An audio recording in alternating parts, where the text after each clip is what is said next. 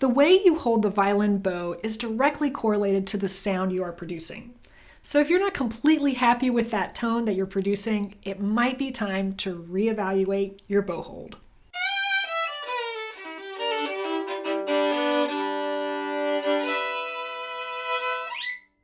Hi, I'm Laura from Meadowlark Violin. Today I'm going to be talking about common mistakes I see with bow holds and how those mistakes can negatively affect your sound. The way you were originally taught to hold your bow can have a lasting effect on your bow hold, even if you've matured beyond those beginning stages. A lot of methods use what I call the one finger at a time approach.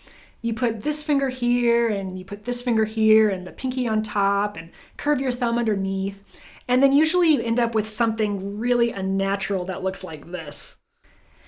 The one finger at a time approach doesn't really work because each finger in the bow has to work together as one cohesive unit.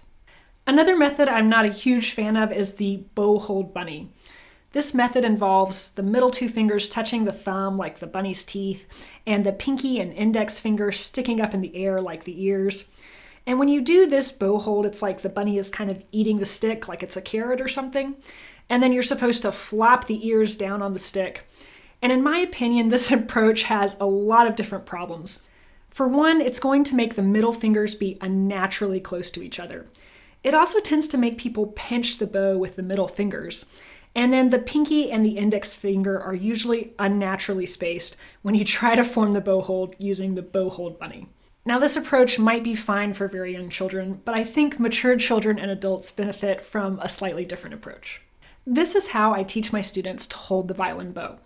And even if you've been playing for a long time, I think it's always a good idea to revisit the basics and see if there's anything you could do differently to relax more and get a better tone. First, I like to have students hang their right hand by their side and relax the hand. Don't think about anything. Usually I can just bring the hand up and there's a perfect natural bow hold. The fingers are naturally spaced and they have a gentle curve to them. They're not abnormally straight, nor are they abnormally curved. The thumb is gently curved as well when you just hold your hand up like this. For the standard bow hold, you also want the elbow to be even with the wrist and the knuckles. You don't ever want the knuckles or the fingers to be above the wrist for a standard beginner, middle of the bow type of bow hold. Now we just have to figure out where will the bow touch the fingers. I use a pencil to demonstrate this first.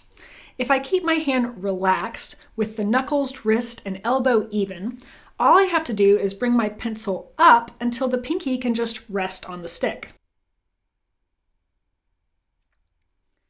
If the pencil is too low and I'm pinching the stick with the fingertips of my fingers, my pinky can't reach the stick.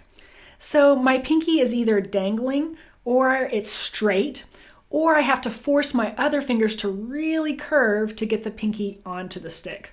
None of those things I want. So what you want to do is just bring the pencil up until the pinky comfortably rests on the stick. And the middle knuckles, or the area right below the middle knuckles, are also resting on top of the stick. Having fingers on top of the stick is very important because that's how weight is going to be transferred into the bow, and that's how you're going to produce a good tone. If nothing is on top of the stick, except for maybe your pinky, you're not going to be able to produce a good solid tone.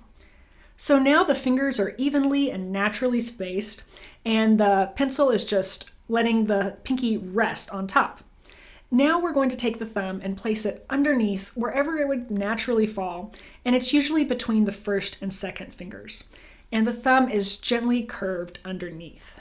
You want to make sure that the thumb is gently curved and not unnaturally bent back like this. This is a common problem that I see all the time. I call this the hitchhiker's thumb, and you really never have this much of a bend backwards with your bow hold, ever. So make sure that it's got a gentle bend.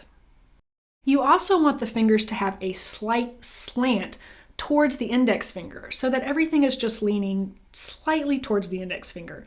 Don't go too much, just a slight lean is perfect. And that's it, that's your bow hold. I also really don't even like the term bow hold, and I definitely don't like the term bow grip. you're not gripping the bow and you're not really even holding the bow. You're honestly just balancing the bow with the thumb and the fingers. Now, when it comes to forming that bow hold on the bow, people tend to fall back into that this finger goes here, this finger goes here type of approach. So when you form that bow hold on the bow, I want you to actually form it up here on the middle of the stick. That area is just like a pencil. So do the exact same thing that you did with the pencil. Form your nice relaxed bow hold.